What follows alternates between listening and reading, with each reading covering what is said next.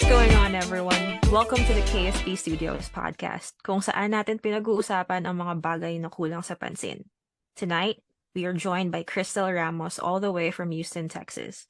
She is a nurse, a wife, a mother to 3 beautiful children, and all the while, someone who has courageously won against her battle with cancer. Ate Kristel, welcome po to the studios. Thank you, thank you. I just like to say good morning to everyone. Good evening or good morning to everyone wherever you are right now. Thank you. Thank you po, Ate Kristel, for letting us have you on the show. Would you like to introduce yourself, Ate, to the people who are listening right now? Ate talaga? Anyway, hello everybody. My name is Kristel Ramos. I'm originally from General Santos City, so not really Bisaya, but I talk Bisaya, and my parents are Tagalog. And then we came to Houston way back in 2013. So I am a nurse by profession, but I'm a mother of 2 boys and 1 girl. And then my husband is also a Filipino, so we're all Filipino. So we've been here in the States, I think, for more than 10 years already. Magte-10 yata kami this year or something. And then I was diagnosed with cancer January 12, 2021, right after I reached 40, December 10, 2020. So, ayun.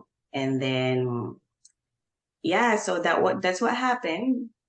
And then, I was actually, that was kasagsagan ng COVID yun eh. Yeah. It was really like the very peak of COVID. So being a nurse, I left my full-time job that time kasi my opportunity to be, we call it a crisis nurse.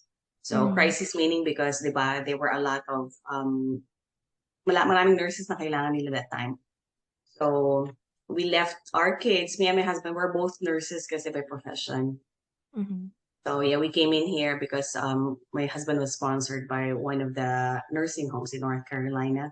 We were there for 2 years, and then we transferred here in Texas 2015 yata, 2015, yeah, 2015.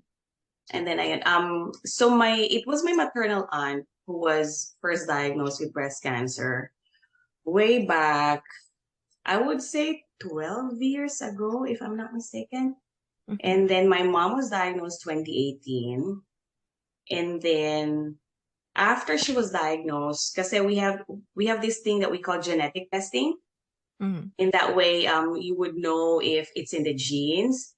So dito, if your parents, like my mom, if she was positive for genetic testing, kami ng sister ko, I have 1 sister. So both of us, she's in the Philippines right now. She's in General Santos. She's my older sister. So if positive yung genetic testing ng mom ko, we have a choice to do bilateral mastectomy, even without the cancer. Yeah. Kasi dyan, siya para siyang, kumbaga, preventive measure na siya. I see. Para hindi ka na magka-cancer. I believe Angelina Jolie? Yeah. Yeah, she did that one. Remember she did that? Yeah, she did. Kasi I believe even her though she genetic- wasn't, yeah. Yeah, so even if she was not diagnosed with breast cancer, kasi I think, if I'm not mistaken, I think ang genetic testing niya was positive. So she opted to just do bilateral mastectomy. But alam niyo, surprisingly, my mom's genetic testing was negative. So it's not in the genes. Oh. So from there, moving forward, every year, even at 38 ako that time, so nagmamammogram na ako every year. Yeah, and then, naku, tuloy-tuloy na ako nagkukwento. Okay lang ba? Go ahead po. Yeah, we're Okay lang actually po, go learning ahead a lang lot. po. Yeah. Pagkatapos at that time, so nag-COVID ako, nag-COVID ang husband ko. Oh, nag-positive Tapos- po kayo ng COVID? Positive kami ng COVID kasi we're taking care of COVID patients 5 days a week. Oh, wow. Yeah, 5 days. We only have 2 days off. So 5 days a week I started August, I think August 10, I started taking care of purely COVID patients. So at that time, dito kasi kulang ng nurse, kulang kami ng mga help. So we take care of at least 3 to 4 COVID patients. And then you do everything talaga. So, Wow. yun, nagka-COVID ako, and then nagka-COVID ang husband ko.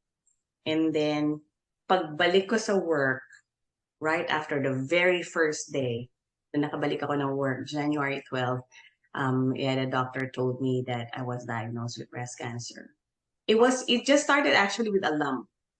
So, kasi normally, I mean, di ba kapag tayo female, whenever we have our period, may mga lump kang nafe-feel. Yeah. So I felt that lump. I thought it was just like maybe dahil may period lang ako. But that was going December na eh. So I was actually late with my mammogram that time. So it's really, really important na magpa-mammogram yearly. Especially kapag may history ng cancer in the family. Kasi I have heard a lot of my friends, it's either sister or aunt or kanilang relative na na-diagnosed ng breast cancer. And one of my godmother, she's an oncologist in Davao.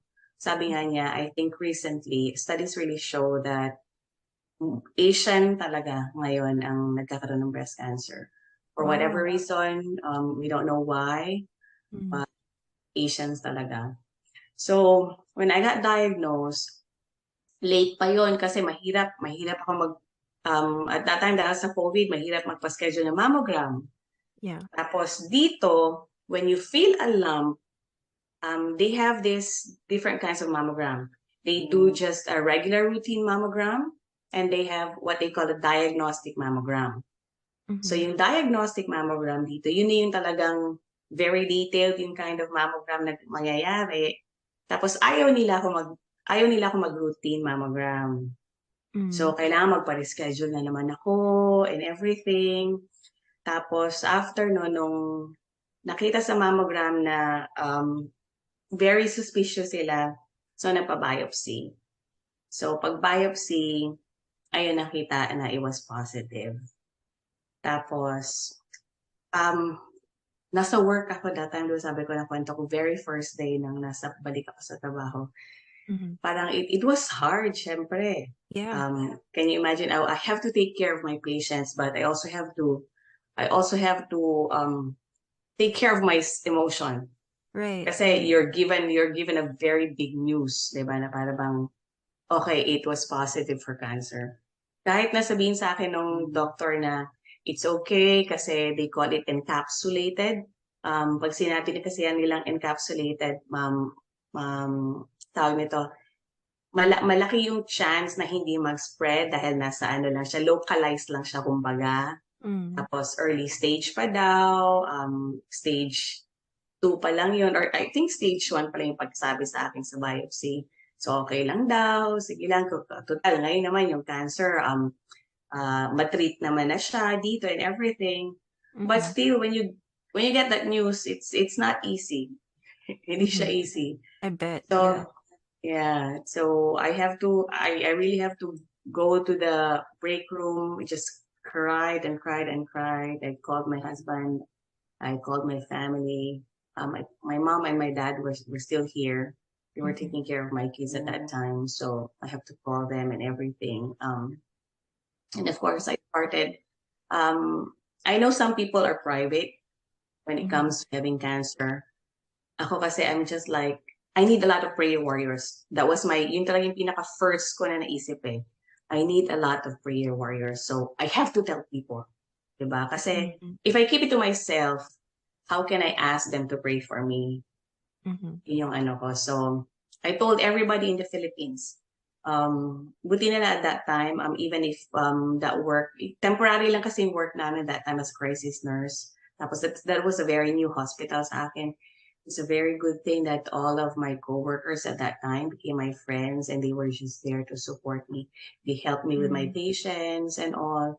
Kasi hindi naman pwedeng pagtawagin ka ng patient, they need something, sabihin ko na, I can't go there because I just got a bad news, right? So, yeah, they took turns, they helped me out.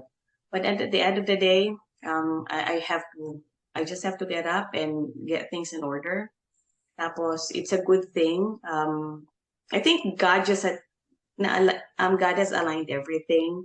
MD Anderson, I know if you have heard about MD Anderson, it's one of the very big cancer hospital all throughout the world. Yeah, kasi a lot of people, even from the Philippines, they go to MD Anderson to get treatment. And mahirap makapasok sa MD Anderson. Oh. Yeah, mahirap masyado. It's a good thing my aunt, she's working in one of the clinics in MD Anderson. But I have to travel like an hour. Kasi marami siyang locations and marami siyang satellite. And sabi ko, it's okay. So she was able to get me in. She was able to, nakaset kami ng appointment and everything. But at that time, at that very day, I told my husband, I was like, both of us decided, whatever stage, papatanggal ko both breasts. Right then and there. Right then and then. Yeah. Wow. Nag-decide na ako. Kasi, I mean, being a nurse kasi, I mean, alam ko what's gonna happen. And then, it was only the left breast na may positive. One positive according to that biopsy at that time. Oh no, according to the mammogram. That was biopsy. And binayopsy nila only one kasi nasa left breast. But I have 6 on the right breast. 6 benign. So, normally kapag ganun kasi, if you only take one breast out, you have to monitor the other breast at least every 3 to 6 months. And I told myself and I told my husband, I don't want to go through all the anxiety and through all these things every 3 months or every 6 months. So sabi ko, I'll just have to take it both out. Right. So the doctors naman, when I met with the doctors, agreed with it. Pero it was not easy kasi when I went to MD Anderson, kasi yung aking original mammogram is from another hospital. When you get in MD Anderson, they have to do mammogram again. And then I have to do another biopsy. I did MRI of the breast. Everything. You have to do all of those stuff. And then at that time, dito, kapag wala kang insurance, it will be hard. Yeah. Yeah. So, I heard that United States has one of the most expensive medical bills of, in all the world. That's true. Very, very true. I mean, they will take care of you. Hindi ka nila pwedeng, hindi pwedeng sabihin ng hospitals na no, we cannot take you in if you don't have insurance. But of course, you're gonna have to get all of the bills afterwards. So at that time, dahil nga travel nurse kami, so wala kaming benefits. No work, no pay. Wala kaming medical insurance. We have to pay our own insurance out of pocket. So at that time, I think we were paying around $2,000 a month at that time. Even during around COVID po? Oh. Yeah, kasi if you're not a full-time employee kasi, kung full-time ka kasi, part ng premium na insurance mo is covered by the employer, di ba? So, maliit na lang yung cover mo every month, like maybe 300 or every paying sa amin 3 to 500 every month, depende if you're single or you're the whole family. So, sa amin na husband ko, the whole family, we call it COBRA. That means we took our insurance from our previous employer, but we have to pay the premium that the employer is paying to the insurance company. Kaya naging $2,000 siya a month. Oh, I see. Yeah, so ayun, after nun, so naano ako, we have to talk to our kids. So we have to tell our kids na, alam mo yun, like, mom was diagnosed with cancer, though they're already aware about the cancer because of my mom. Kasi my mom was here staying with us the whole time when she was diagnosed. But my mom, nagpalampectomy lang siya, pinatanggal niya lang yung lumps. Hindi siya nagpamastectomy. Tapos, so I have to tell them like this and this and that. And so the very first question talaga ng bata, syempre, is knowing cancer is like, are you gonna die?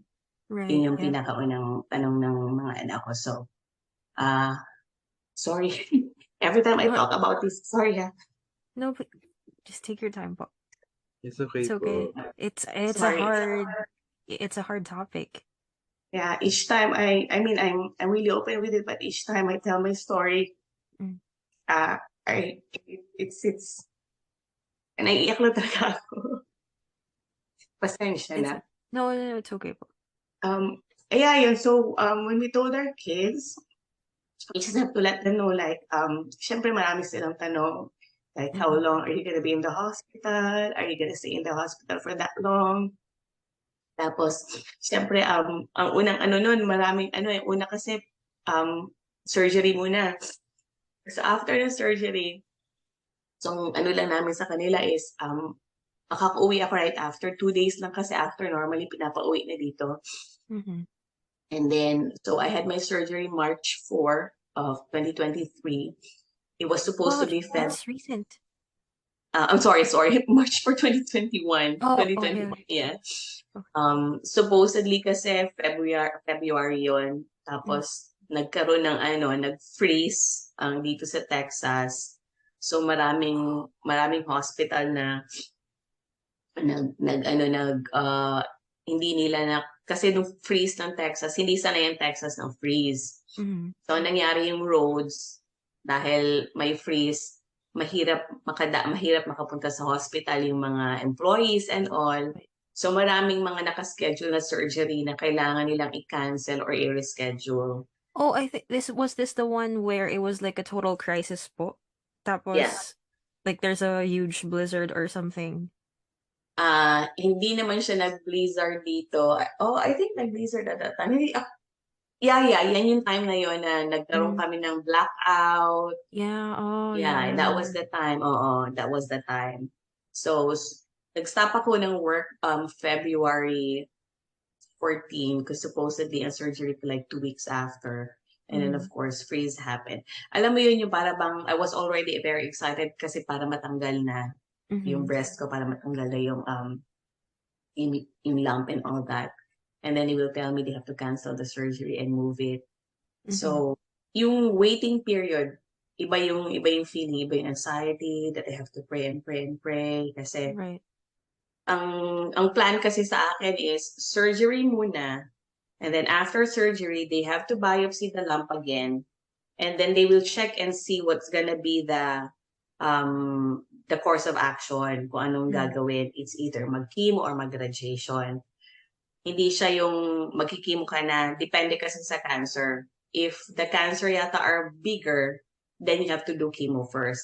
But with me kasi small, so they have to take it out and then they'll check and see. Yung anticipation, alam mo yung anticipation, kasi ayoko mag-chemo. Ayoko mag-chemo, ayoko mag-radiation at that time. So, is there a reason po kung bakit ayaw nyo mag-chemo?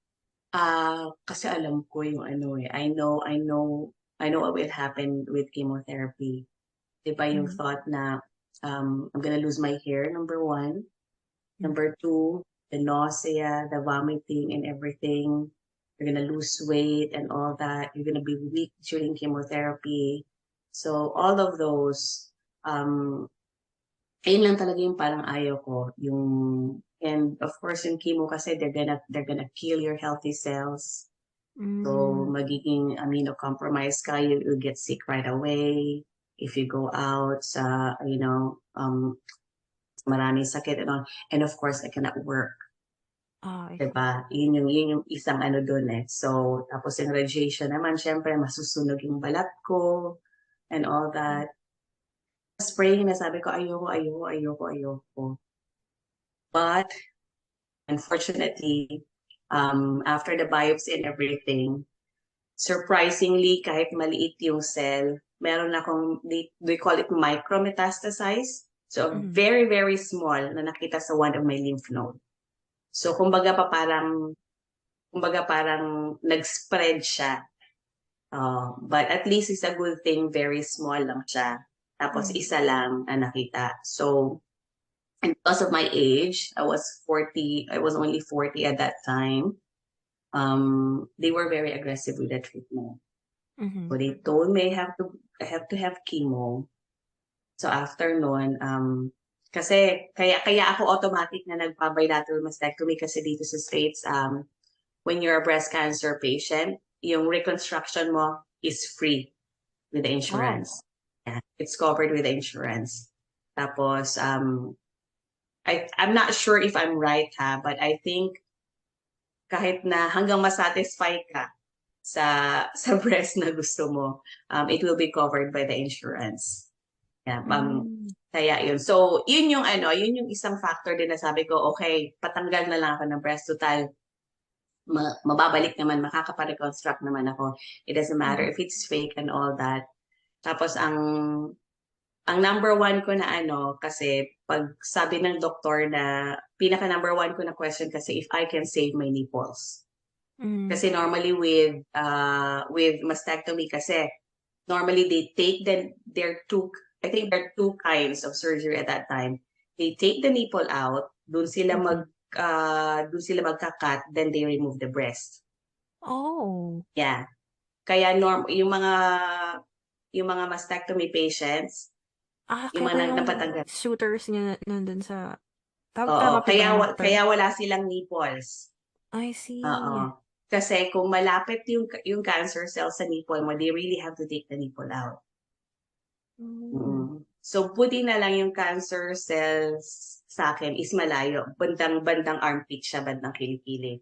So, ang procedure namin is under the breast. So, na-save yung nipple.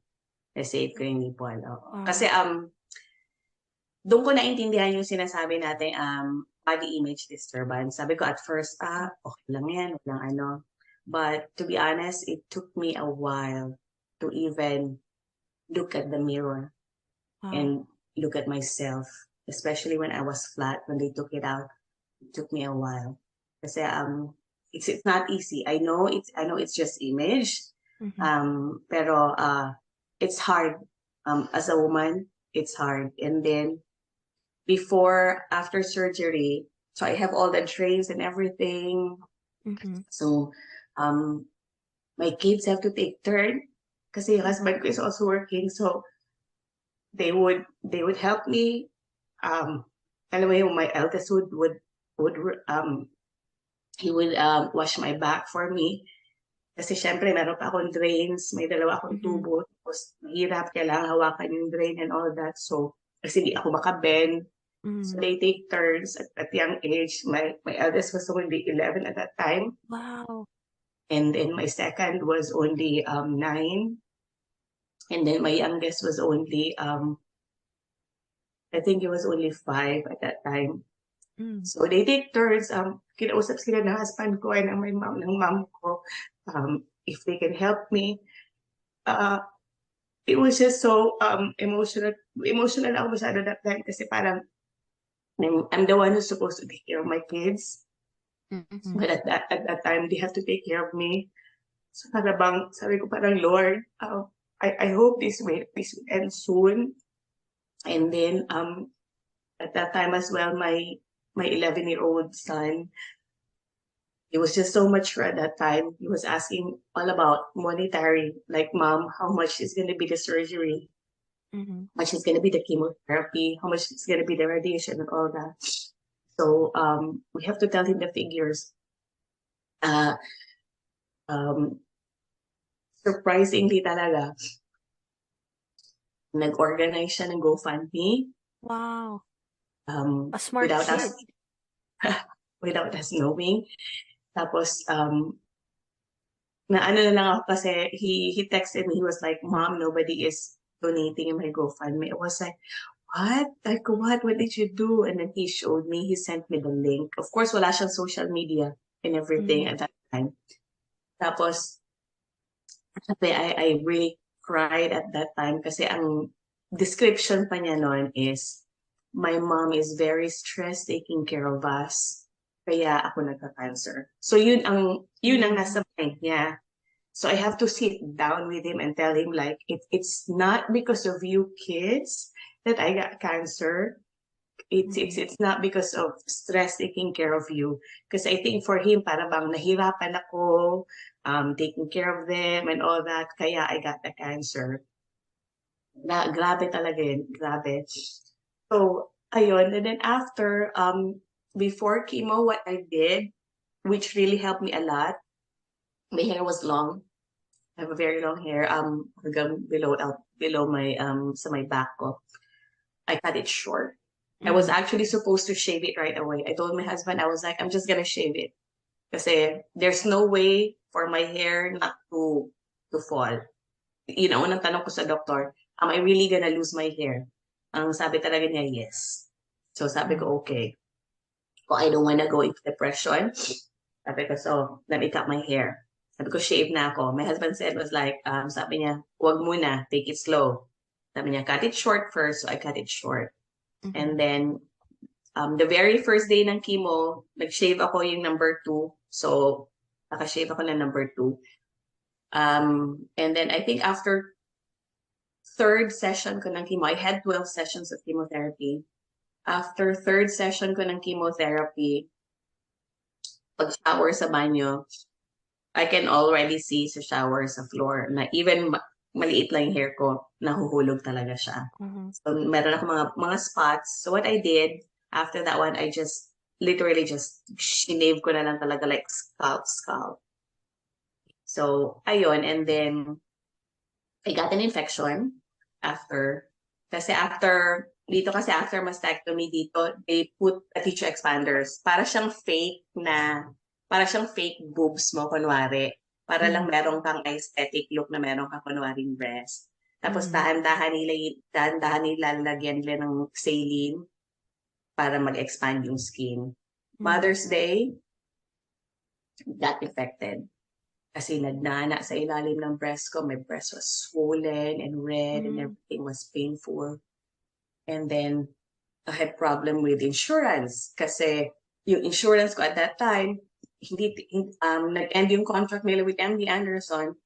So, tapos MD Anderson ang naglagay nung tissue expanders, walang hospital na gusto kong galawin yung breast ko. I went to the hospital kung saan tanggapin yung aking insurance. Ayaw nila kasi they were not the one who put it in. If I go back to MD Anderson, I have to pay out of pocket. Wala akong ganun kalaking pera. And alam niyo yung bill ko for the surgery, I think it was around $240,000. Oh my gosh. Yeah. That's about millions of pesos already. Yeah. Ganun kamahal dito. But of course, insurance will take care of it. So, it's a good thing my oncologist, he called in a favor for Dr. Sa plastic surgeon ko ngayon. Her name is Dr. Rail. Right away, she called me that day. She took it out. She took it out for free. Wow. Yeah, so kaya sabi ko parang, meron talagang I mean, it was not an easy journey. Grabe, kung wala, it was not an easy journey. So I was flat for since May of 2021 hanggang surgery ko ng reconstruction ko ng 2022. I think for like 10 months or so, I was just flat. So I did chemo. During chemotherapy, the very struggle that I have is yung rashes and yung aking bone pain. Kasi may bone pain sa chemotherapy Kasi after chemo, they give me something like a patch para mag-produce yung aking bone marrow ng red blood cells and white blood cells para to help me, get up and all para makatulong sa akin. So with that medication na binibigay right after chemo, ang nangyayari, dahil nga iti-trigger niya yung bone marrow ko to produce red blood cells, masakit siya. So, masakit. Very, very painful. Very painful. Tapos, ang rashes ko is 24/7. Akala mo yung rashes lang na Makati, from head to toe. Grabe ang rashes ko. Hindi ko mapigilan. So, that was a struggle. Like, I cannot sleep with a bone pain. I cannot sleep with the rashes. So, I have to stay in one of our rooms dito sa taas. So, I have to stay there. I would only eat like crackers and all that. But all those times, what really made me like fight and all is my kids. Because I was just like, I have to get up. I have to get up because of my kids. At one point, the very most important talaga na kailangan ng support is not only the cancer patient, it's also the family. Kasi yung family mo, my husband at that time, I didn't even know he was already feeling depressed.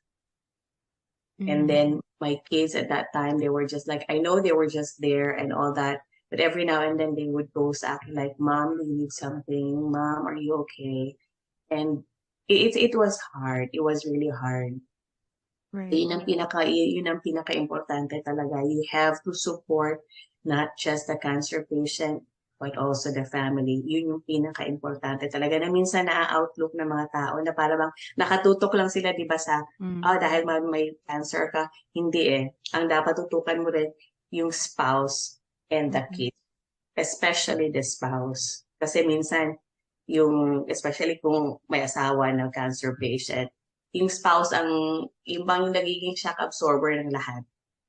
Diba? Sila yung parang they have to remain strong for you and for the whole family. So I think my husband has mas malaki yung damage sa kanya kesa sa akin kasi kailangan niya he has to take care of our family and all that. So ayun, after chemo, nag-radiation pa talaga ako.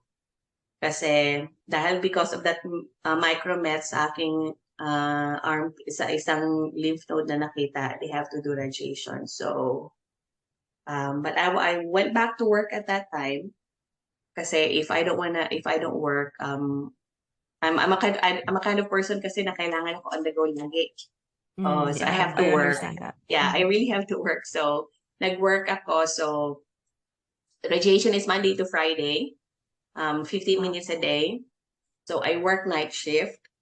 So, ang ginagawa ako, it's a good thing kung saan yung hospital naka-assign ako, right next door lang yung radiation. So, pag uwi ko in the morning, so pag uwi ko in the morning, 7:15 to 7:30 normally yung radiation schedule ko. So, work ako ng night, pag uwi ko, mag-radiation na ako. So, Ate Kristel, you were talking about kinailangan niyo po mag-radiation. Kahit nagpa-mastectomy na kayo? Oo, dahil ang nangyari kasi dahil dun sa micromets, yung sa maliit na cancer cell na nakita nila sa lymph node, they have to be just aggressive. So even if they already have removed the breast, they already removed the tumor and everything, ang goal kasi nila is to really kill everything na nandyan. So ang explanation naman sa akin ng radiation, yung radiology doctor, radio-oncologist, para bang kaya sila magra-radiation kasi parang kumbaga isa-sanitize nila yung lymph nodes. Lilinisin nila. Kasi 'di ba doon sa lymph nodes, doon dumadaloy lahat yung circulation natin and everything. So kumbaga yun yung passage kung saan pwedeng mag-spread yung cancer.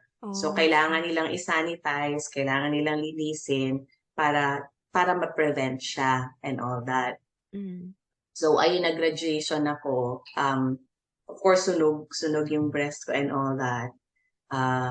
Tapos, after ng graduation, I have to wait 3 months. No, I have to wait 6 months. November, December. Yeah, I have to wait, I think, 6 months. I have to wait 6 months bago maka-reconstruct. Kasi kailangan yung body mag-heal and everything.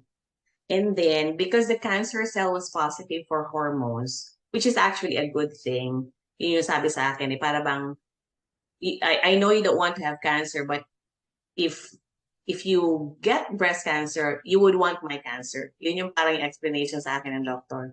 Kasi ma-prevent siya and all that. So, they have to stop my female organ from producing hormones. Oh. Oo, kasi positive siya sa hormones. So, ibig sabihin yung female hormones ko ang parang naging naging factor bakit ako nagkaroon ng breast cancer. Mm. So, meron pa ako ovaries, though ligated na ako before cancer. Dahil may ovaries po ako, I'm still producing female hormones. Mhm. So, I have to have injection every month.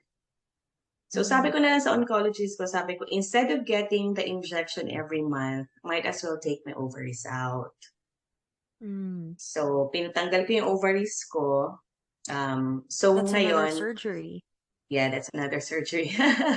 Wow. Yeah, so, yeah, in total talaga 6 because I have mastectomy and then I had the infection, so another surgery at that time.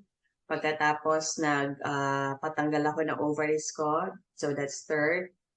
Tapos ang reconstruction ko, hindi lang siya one reconstruction eh. Mhm. Several reconstruction. So going back dun sa aking pagtanggal ng ovaries, I am medically menopause right now.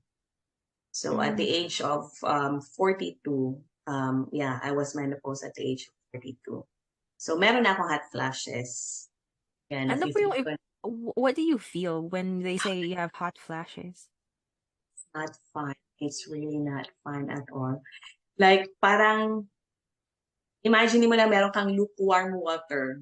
Yun ang nafe-feel ko. De parang merong mainit na tubig na dumadaloy sa aking katawan. Yeah, yan yun ang nafe-feel ko. Tapos mostly it happens, which I really hate, it happens at nighttime when I'm asleep. So I wake up kasi I'm sweating and all that. Yeah, yun ang yun ang ano. Tapos when I go to work, syempre ngayon meron pa tayong ibang mga COVID pa, di ba? Yes. Tapos dito kasi hindi lang naman COVID kaya kami nagwe-wear ng PPE. Meron din kami like yung kapag naka-contact kasi meron silang C. diff na tinatawag, yung nagtatai ang pasyente, kailangan din namin mag-PPE. So kapag nagwe-wear ako ng PPE, tapos nag-hot flashes ako, ay nako, Gabe. It's so hot. With mask and everything. And all sabi ko talaga, oh my God, Lord, para akong himatayin. Yun yung para akong nasa sauna. Yan yung Ayoko pa pakiramdam. naman ng sauna. Oh, yun yung pakiramdam ko talaga. Oh no, pwede bang wag mag-menopause? Kaya ayun, pero mas maigi na rin yun. Sabi ko naman mas maigi na rin yun kesa naman mag-inject ako na mag-inject every month. So ngayon, so nag-reconstruction kami. Ang first reconstruction kasi nga di ba flat ako, wala akong tissue expander sa loob ng aking skin. So they have to put another tissue expanders kasi yung aking skin is very tight already eh. Yung talaga may imagine yung chest ko tapos yung skin ko talaga nakaipit dyan.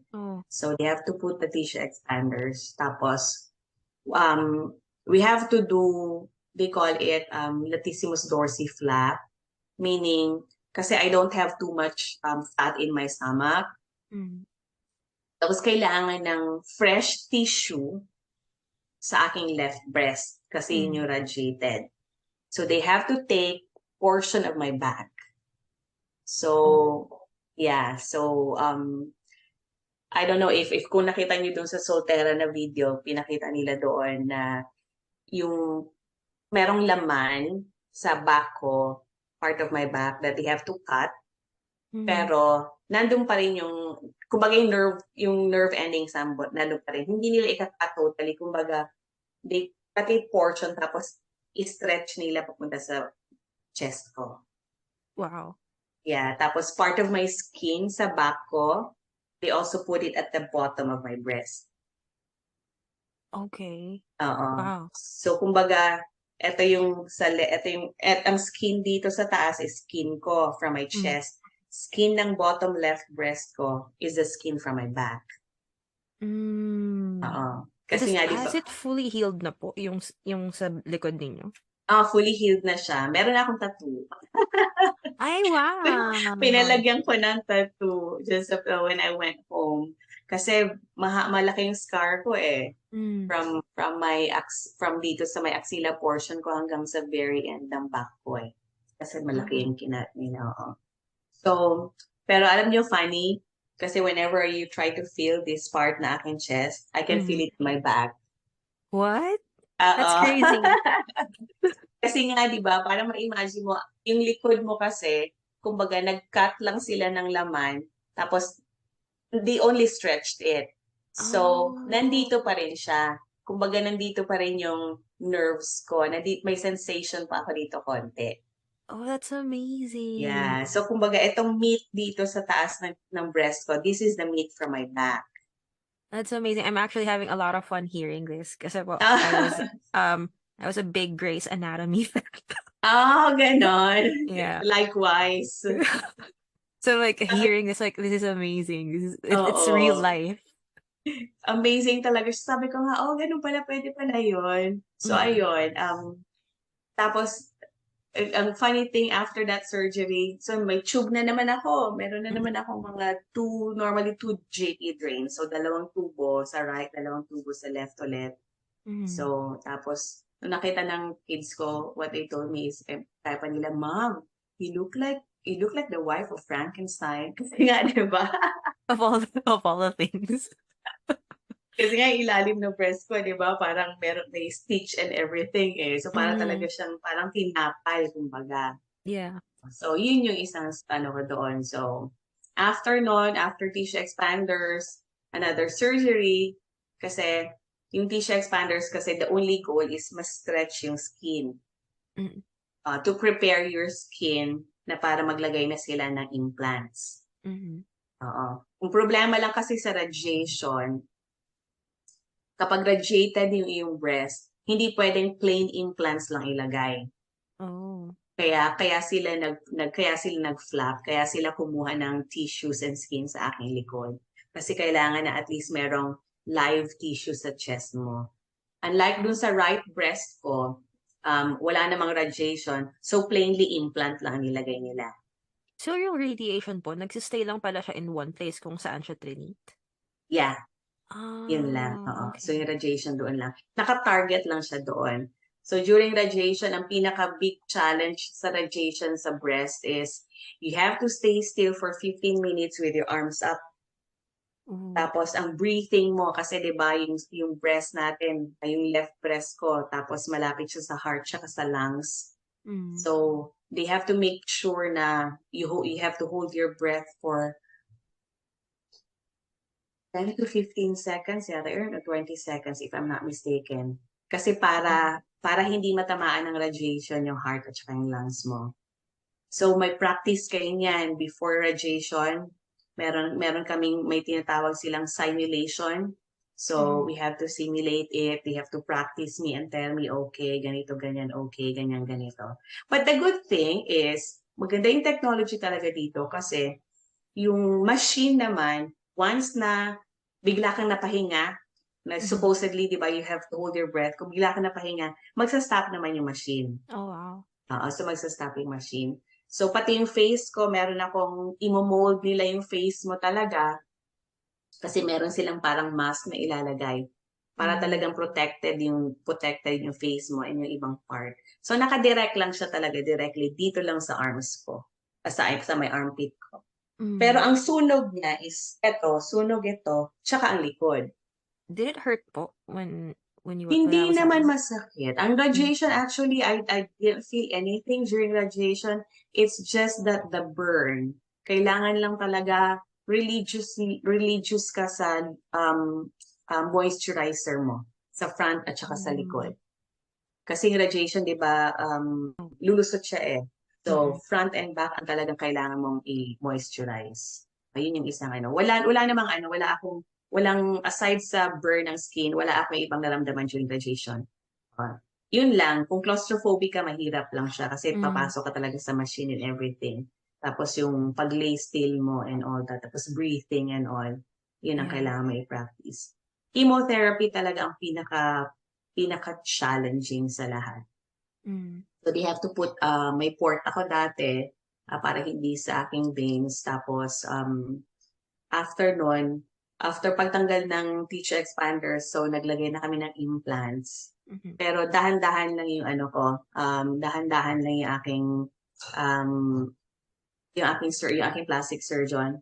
hindi niya binigla. Kasi dahil na, sabi nga niya sa akin, I think I'm one of her very challenging case sa kanya dahil sa nangyari doon sa tissue expanders and everything.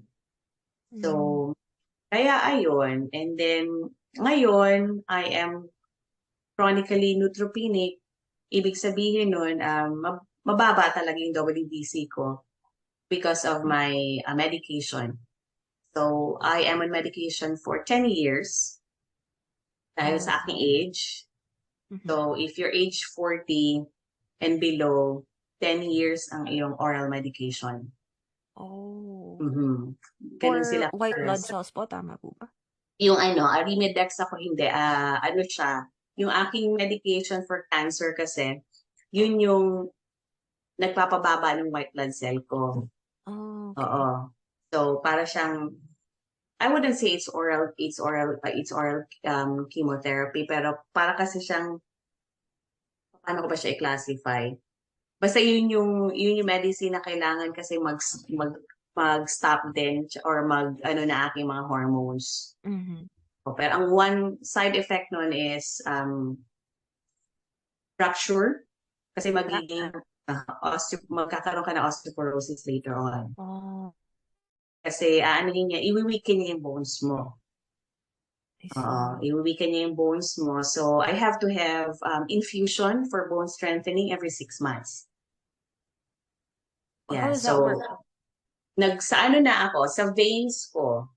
Dati kasi may port ako madali lang. So ngayon I can only do my right arm dahil yung left, di ba yung nagkumuha sila ng lymph nodes sa aking left.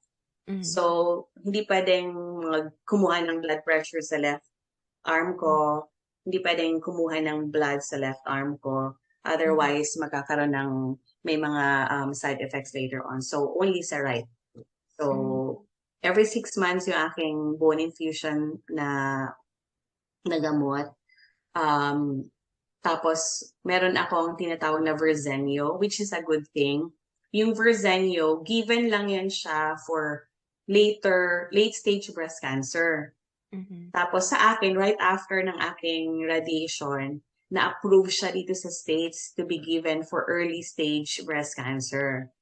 Kumbaga pa, meron ka ng curative effect. Yun yung parang explanation sa akin ng doctor ko.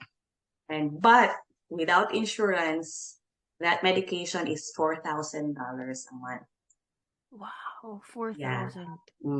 So, at least ang kagandahan dito, basta may insurance ka, pwede ka makakuha ng may copay assistance, may save on as long as meron ka insurance.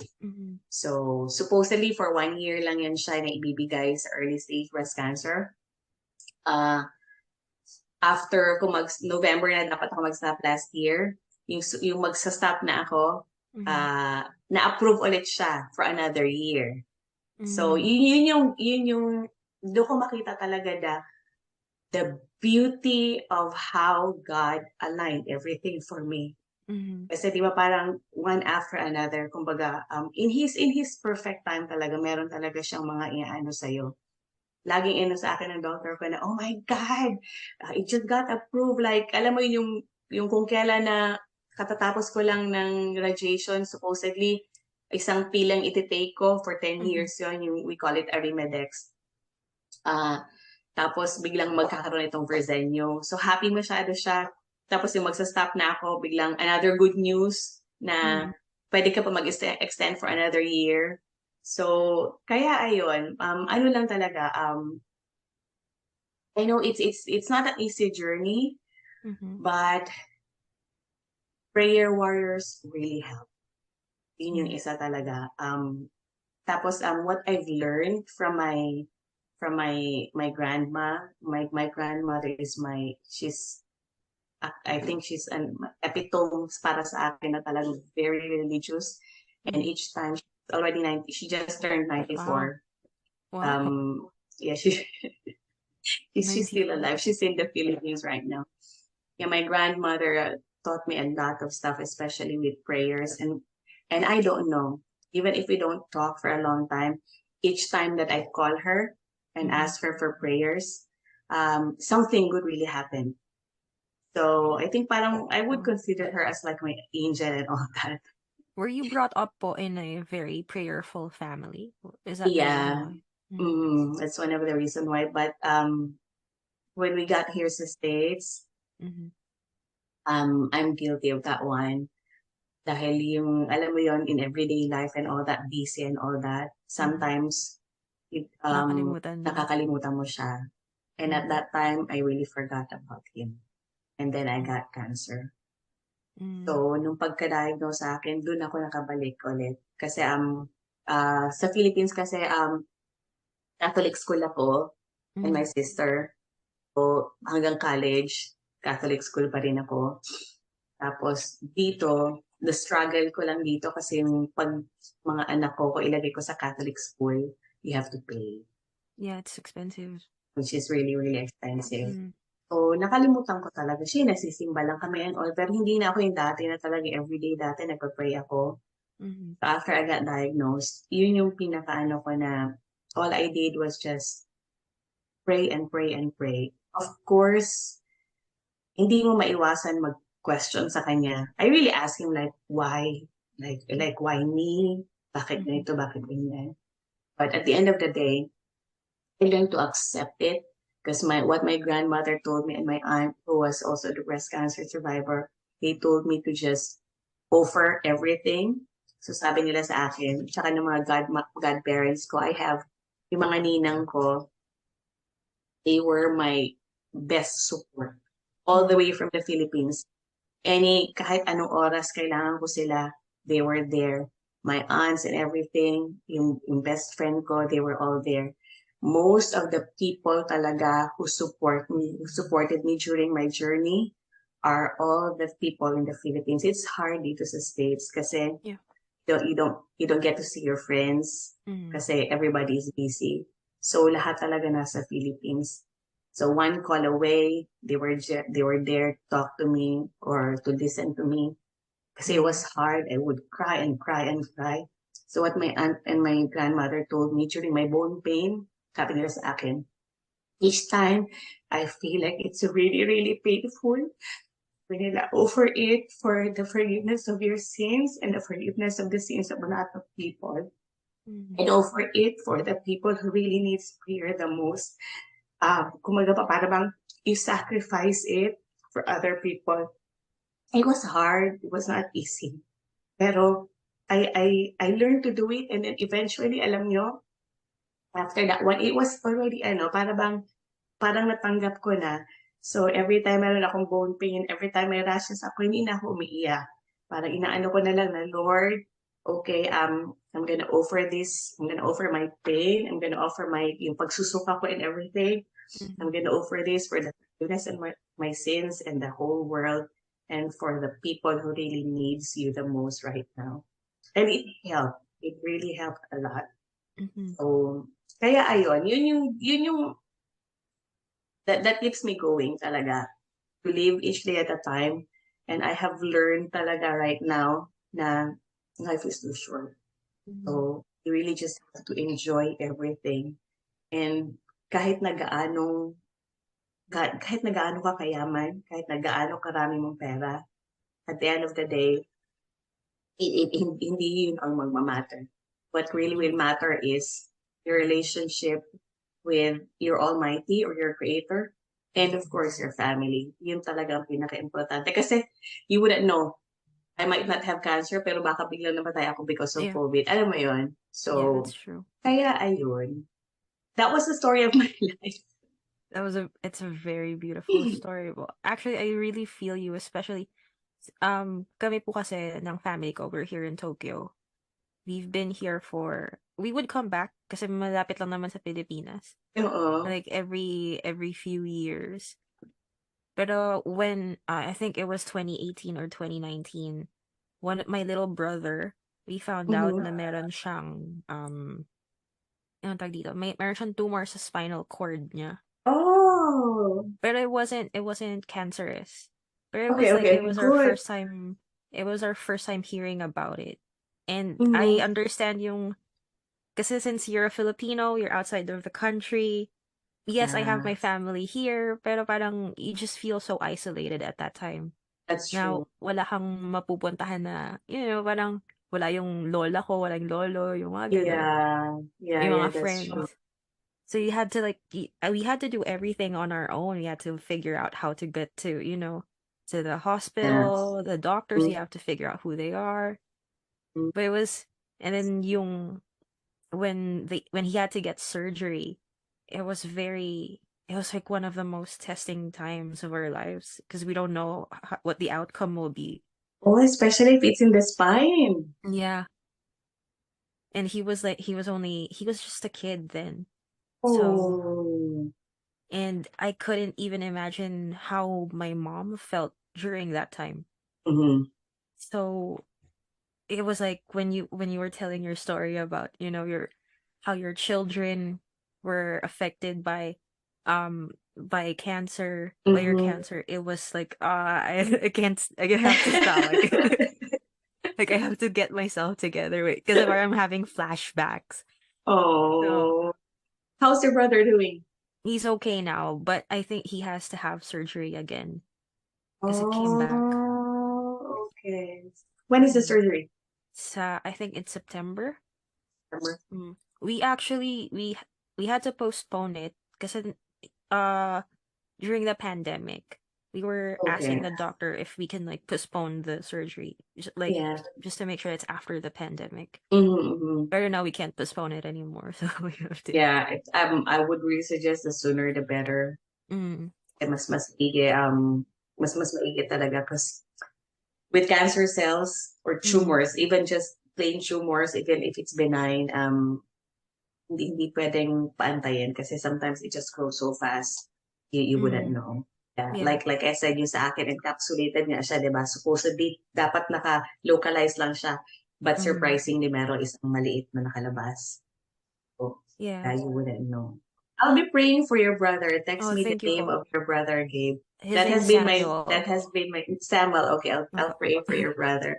That has been my mission talaga na Thank every you po. time I hear people na struggling from cancer, I already have brain fog all the time because of I Oh. got COVID twice Mm, and then chemotherapy and all that. Surprisingly, na-memorize ko lahat ng mga names ng tao na that's amazing. pinagdadasal ko.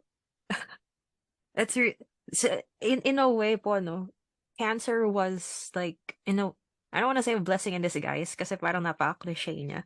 Pero it somehow is because it brought you closer to God. Yeah, it really did. It really did. I can really tell you that one. It really did. And in a way, it made it it really made me look at life in a different perspective right now. Mm, Kasi dati, kaya kami nag-crisis nurse ng asawa ko. Kasi parang work, work, work, work. Kasi we have to earn, we have to earn, we have to save, we have to save. We have to mm, get this amount because we have to do this, we have to do that. But right now, parang naano na lang talaga ako na para bang, of course, you still want to dream of something bigger, mm, especially with us having kids and all that. But right now, parang ano na lang talaga sa amin, if we have this, then we're gonna be very blessed, we're gonna be very thankful. Pero ngayon talagang sinusulit namin, we go out, we go on vacation, mm, and all that. And then we we really learn to give more to our community. Kasi mm, ang laki, it's really true. The more you give, the more you receive. It's really, really true. So mm. ngayon, like I told Pao, we have scholars sa Oh, Philippines, yes. So it has been before kasi I only have like five or some. Pero ngayon parang naging goal ko na I want to expand it. Like I want to wow. have more scholars and all that. Kasi Scholars po nakakaawa sila. in school? Oo. Ano pong So mga level? Ano pong grade? I think I have 10 elementary right now. I have two high Wow. school and one college. Wow. Mm. Congratulations po on Oh, starting that. thank you. We started it before pa. Mm, Again, it was my grandmother who told me. Meron kaming adapt. We have a farm kasi in Sarangani province mm, in the Philippines. I'm not sure if you heard about Sarangani. Manny Pacquiao, that's what I know Yeah. about that. Yeah, so may mga ano doon, mga minority, Mm. mga ano talaga, mga minority ano. So, it's not much. It's only like $60 for the whole year for Mm. one elementary. But then they cannot even afford to pay for those fees and everything. Yeah. Tapos pupunta sa school ang mga bata ang dala-dalang bag supot. Mhm. So, yung plastic bag, kaya sabi ko, napaka-heartbreaking. Mhm. Kaya ayun, so, pero yun, so hopefully marami pa kaming maano ng sister ko. It was me, my sister, and one of my best friend here in the States. Yes. We have been doing this for a while na. But So, it feels good to really, to give back to the community. It really feels good. right. So, dun po sa mga listeners namin dyan, baka gusto niyo rin mag-donate sa scholarship po ni Ate Kristel. Na-happy nga ako, sabi nga di pa ako sa akin, sabi niya na wala nga daw kayong mabigay na honorarium kasi non-profit naman kayo. Sabi ko, it's really totally okay. Pero sabi ko, baka pwede humingi ng bags. Sabi ko, Mm. sabi ko yung backpacks lang talaga. Like, yun lang. Madali lang po Kasi, yan. oo, yun lang naman yung ano ko sa akin. Parang, things sa Soltera, Mhm. what they gave me, pinakain ko no Valentine's Day. So we were able to, Oh. yeah, so we were able to feed, I think 200, almost 300 kids. 300 kids Oh. during Valentine's Day, yeah. So they were really, really happy. Kaya, tapos meron din akong, ewan ko ha, pero kanina talaga game. Kasi Mhm. after ko nagkalbo, sabi ko, ay, sabi ko, sana maging ma-post yung picture ko dyan si MD Anderson, no? Sabi ko talaga. Kasi gandang-ganda ako sa sarili ko, no? Kalbo ko. Meron nga pong ganun, no? Napakaganda pag ano sila, Oo, bald-headed sila. oo, sabi ko nakaganda-ganda ko sa sarili. Kasi meron ako picture na parang ang ganda-ganda ko. Mm. Kalbo ako, pero payat ako na eh. Payat ako masyado nun eh. Sabi ko, Mhm. ay, ko pang model.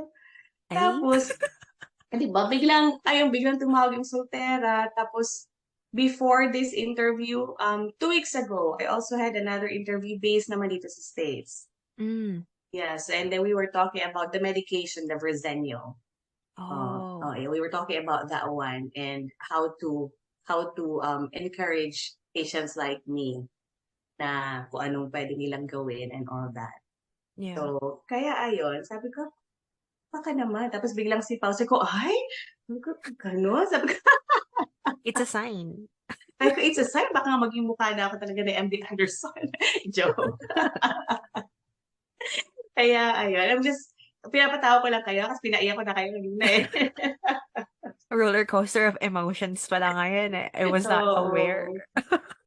Kaya ayun. So mga breast cancer survivors or breast cancer patients pa right Mm. now, what I can really tell them is this is not the end of the world. I know it feels like it's the end of your world, especially sa Philippines, it's hard. Especially Mm. pag wala kayong pera, it would really be hard. I know how it is magpa-chemo dyan. I think it's 50,000 per chemo session. Wow. Because that's what my aunt was paying when she was there in the Philippines 2 years ago. So I know it would be hard, but the thing that I can really tell you guys is just keep on fighting. Keep on fighting. And then if you feel down, exercise. That's what I have been doing. Mm. I feel down, I walk, I exercise. Kahit na nagki-chemo ako, I drive myself going to the chemotherapy. My husband would tell me, I will drive you. But sa akin naman, I don't wanna feel invalid. Mhm. Para sa akin, parang ayoko na especially dito sa States, hindi ako pwedeng umasa sa asawa ko. Kasi syempre, Mm. nagtatrabaho din siya, may mga anak kami, hindi pwedeng paano-ano ako na kailangan mo Yeah. ako ihatid, kailangan ganyan, hindi. Kailangan, I have to take care of myself as well. Kasi wala Mhm. kami ibang maaasahan. We only have each other. So, Mhm. fight lang talaga. And then, prayers. Prayers moves mountain. That's the one thing talaga na ma-attest ko. The wonderful gift ni Lord sa atin, it will happen unexpectedly. And Right. sometimes if you ask for complete healing, it may not happen right away, but you wouldn't know mangyayari at mangyayari. And then mindset, all I keep telling myself every day, I am healed, I am healed. You claim it. You just have to claim it and you just have to believe and have faith. Mm-hmm. Yung one thing lang talaga. So, hanging there. Kaya ng mga viewers ninyo, mga listeners ninyo, it's not the end of the world totally talaga. Right. Tapos, prevention talaga, I would really suggest kung may pera magpa-mammogram, especially sa may mga family members, may history na, please, please, please, magpa-mammogram as early as possible. And you do it yearly. And you do breast self-exam. Yun ang nakatulong talaga sa akin, the breast self-exam. Yun That's talaga. when you massage it, right? Yeah, and then you just feel it. You just feel your breast from the side. Mm-hmm. Kabila, feel ninyo from your armpit. I-trace lang ninyo yung breast ninyo para ma-feel lang ninyo. And if you feel like there's just one little lump, you go to the doctor right away. Para at least ma-diagnose kayo or matanggal right away. It's better that way. Wow. Ate Kristel, do you have anything? I would like to know what you want to say to your kids, to your family, after everything that you've been through. So without my family and without the strength of my kids, I wouldn't be able to make it. And without all of my prayer warriors, without all of my ninangs, without all of my friends back there in the Philippines, I owe this all to them, to all of their prayers and their support. I am blessed to be here. I'm blessed to be alive. I am really blessed that I have my family and my kids who have supported me from day one, and from all the people who has been there for me 24/7. I am really blessed. That's one thing. I may be a cancer patient, a cancer survivor, but I am truly blessed because I have all these people who supported me and they're a gift from God. That's one thing that I can say. I just want to thank them. I want to thank all of them. And I want to thank you both. Thank you, Pao. Thank you, Gabe.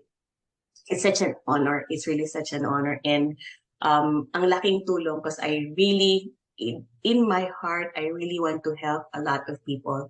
I want to inspire people na it's you can still live. You can live your life to the fullest no matter what happens. Wow, we've learned so much, not just like about cancer, but in life in general. Thank you. So We right just now want. I'm working. Oh, you are I have been on a working. Saturday. I'm gonna work tonight. I work night shift already. So Oh I'm working wow, as an IMU ICU nurse right now. Yeah. So cancer wow. did not stop me. Mm, that's one strong Filipina right there. Yeah, and it will never stop me from doing what I want to do in life. So don't let cancer really eat you up. Yes. Wow. Also, Ate Kristel, as our parting words, do you have any like your socials? Do you wanna um show it to the world? Anything you wanna promote? Oh, right now, actually, I have a business. It's a digital business. You can just go to www.kristeldramus.com, and then you can sign up over there, and that way you can get some info. And then, of course, yung mission ko for the people there in Sarangani province, my scholars, anything, school supplies, anything will really help. I'm not asking really for monetary. I'm just asking for school supplies to help those kids. Like bulk papers, anything talaga, bags, even shoes. They don't even have shoes. So kaya ayun. They my adopted community and I really want to help them. I don't know Gabe, but I really want to help these people. That's really one thing that no, umuwi kasi kami ng December. And then normally every December we nagbibigay kami ng groceries to these people. So we were able to give 50 families groceries, rice, and everything. And you can see talaga na we are blessed to have a lot of things and these people Right. have nothing. Oh, mga ka-KSP, alam niyo na kung anong gagawin natin. Sa Sarangani province po, no? Sa Sarangani province. So my sister is the one taking care of all of those kasi siya yung nasa General Santos. So is it okay po if we contact you so we can get details, Yeah, of exchange details? course. I would Right. really appreciate that. Thank you, thank you, thank you, thank you so Sige much. po. Malaking bagay talaga yan, malaking tulong, I promise you. Ang laking tulong yan para sa kanila. All right, let's do it, Kuya Pao. We have a new project. All right. So, yun po, maraming salamat, Ate Kristel, for Thank that was you. so Come beautiful. here. Oh, come here first. Okay, medyo magulo pa yung buhok niya. Come here. This is my youngest. Say hello. Hi. Hello. What's your name? Hello. Kaylin. What's that? Kaylin. Kaylin. We're all Kaylin. K. Uh-huh. Oh. So Christopher, my husband is Kay. I'm Kristel. My eldest is Kendrick, and then Kyle, and then Katie. Oh, I didn't tell you. When I shaved my hair, she wanted to shave her hair to support me. Oh. Bye.